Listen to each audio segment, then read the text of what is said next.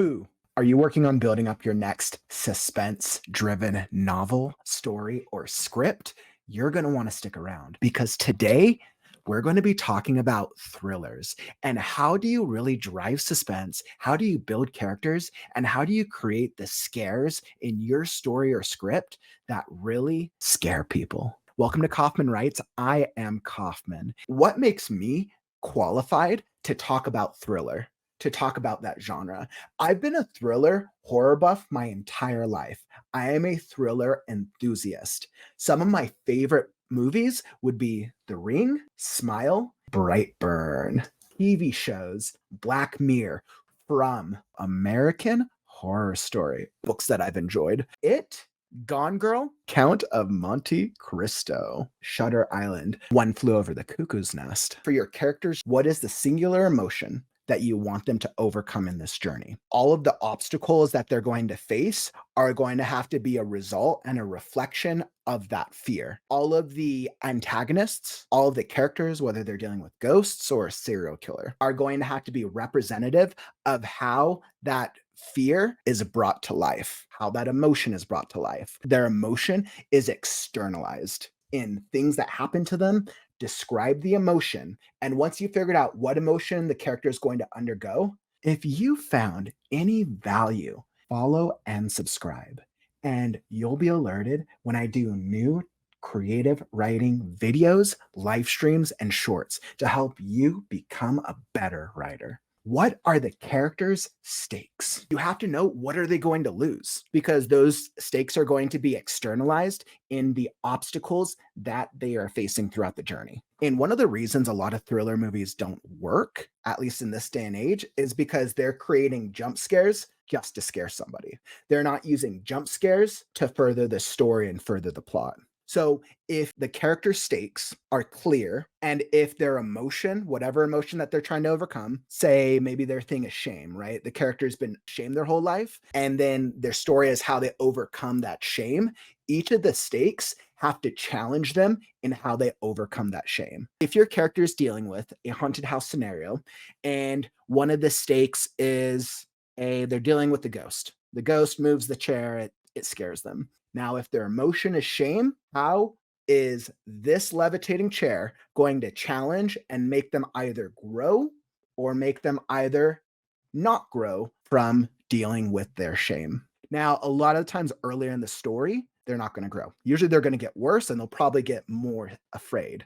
Later in the story, once you're getting towards the climax and the resolution, then they're going to have to be forced to face their shame. And usually, whatever fear that you've picked, whatever stakes that you've set up, the climax is really going to heighten that core emotion stake, and it's really going to scare them. What are some of your favorite thriller or horror stories that you've seen? Drop a comment. I would love to hear them. You need to define what are the types of scares that you're going to be including, whether it's a book or a script. So let's say you're doing a serial killer story. Are the scares going to be running into a creepy neighbor that scares them? Is it that they're going to get creepy mail delivered to them that's going to scare them? Are there going to be random animals like dogs or cats or something that are going to look terrifying and threatening? So here's a pro tip. When you're coming up with the idea for your scary story, come up with a list of 10 to 15 different types of scares that you want to include in your story. This is going to make such a huge difference because then you can tie in each of those scares. You can tie it back into the stakes of the character. Are they stakes that are going to make the character grow? And then does it also tie into the emotion? So, for instance, if the character is overcoming shame, he gets a creepy letter in the mail. He opens it, let's say it's a stink bomb, blows up all over him. This goes back to a sense of shame. It brings back a smell from his childhood when one of his parents passed away. And you see with each of the scares that you choose, that's going to go back into the stakes and the emotion. When you build up suspense, pick your scares and you can build them so they get scarier and scarier with each one. So let's say early in your story, the early scare is going to be they're dealing with a scary animal, scares them away, dog barks, bad omen. But then in the very end, the animal kills one of their best friends. Suspense, suspense, two completely different extremes. So that way, all of the elements that happen throughout the story are going to build in suspense because you want your audience, you want your readership to be surprised. Create the iconic moment. You want to have a thing in your story that is memorable. The memorable thing has to do all of the previous things to create a really scary, memorable experience. They have to resonate with the core emotion that your character, your hero is trying to overcome. They have to have very clear stakes that are at the height of whatever your hero's journey is when they face them.